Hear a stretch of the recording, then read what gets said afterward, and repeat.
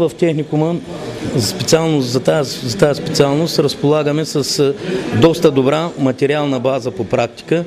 Имаме 2 лаборатории и 2 кабинета по ел-машини и практиката е обезпечена над 80%.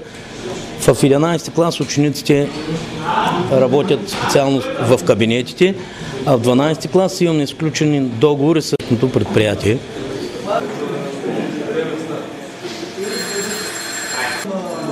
В момента виждате, те работят, питат, ние ходим край тях, обясняваме и накрая дават добри резултати на държавните изпити.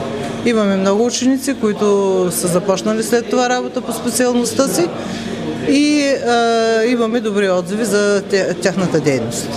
Помага ли им това в бъдещата им реализация, тази практически занятия? Разбира се, че помага. Без практика, каквато и да е теория, буквално казано е, според мен, по-малко от 50% знание.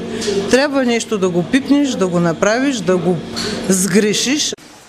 И това, което мога да ви обясня в случая, е електронно-дупчестия пеен преход. Аз ще покажа автоматично пускане на двигател за постоянен ток с паралелно възбуждане. Той се състои от предпазители, трансформатор, въздушни контактори, волтметър, амперметър. Как превръщам механичната енергия в електрическа, значи имаме един електрогенератор, 2 проводника и една лампа консуматор и малко механична енергия. Значи това е. След като изучихме някои от елементите в електрониката, като светодиоди, съпротивления, транзистори, трансформатори, тук можем да видим, ние решихме да направим едно проектче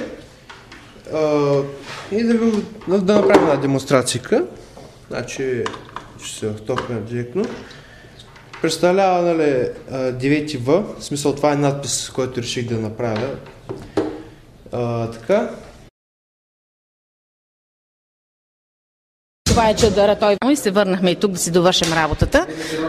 Останаха много доволни и работниците, и началник цеха, който отговаря за нас от учениците. Ние имаме традиции с тях от години.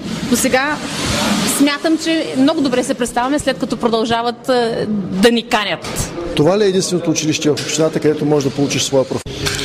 Те учат да монтират климатици, учат се да монтират отоплителна инсталация. Ето тук даже имаме направена така макетна отоплителна инсталация.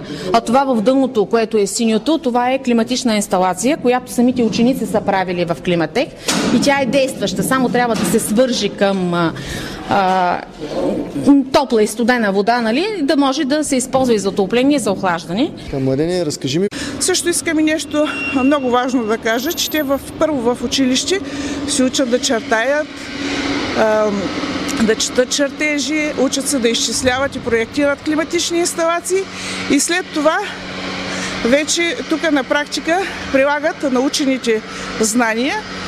И също искам да кажа за бъдещите наши ученици и родители, че учениците след като завършат професионалната гимназия, освен свидетелство за средно образование, им се дава и удостоверение за професионална квалификация. Втора или трета. Като трета вече са техник на енергийни съоръжения и инсталации и те могат да работят като ръководни кадри, като технолози, конструктори и вече имат. Ми правиме различни чертежи, примерно едноетажни, двуетажни сгради. Виждам, че решавате и задачи. Да, решаваме задачи, примерно колко материали ще ни трябват, колко плочки, материали и така нататък. Мислиш ли, че за момиче е хубаво да учи точно това и интересно ли ви? Да. Какво учите? Строителство и архитектура. Практически занимания? Лепим плочи, чертаем. Ще ви помогне ли за реализацията ви в бъдеще? Да. Аз така мисля. Какво мислиш да работиш, като завършиш тук? Нещо свързано с това, което учим. Виждам, че има доста интересни макети направени тук. Вие ли сте ги правили? Участвали сме в правенето на чая, да. Трудно ли е изработката им? Сега за час не е. Мислиш, че тази специалност ще ти позволи, като завършиш, да правиш истинските копия на тези макети? Да, защо не? Зависи. А харесва ли ти работата? Харесва ми, да, щом съм записал тук да уча. Какво би работил като завършиш?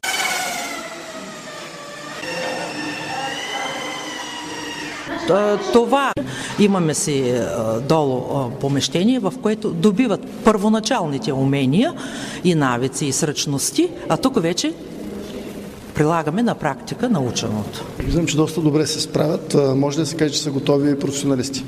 Има деца, които са и по-сръчни и те работят дори и на частно самостоятелно. Поддържат ли и други части на училището? Поддържаме всички ремонти на училището. Но ще щупя почти всички. Но важното е, че ще се пробваме. И сега режем на машината от плочките.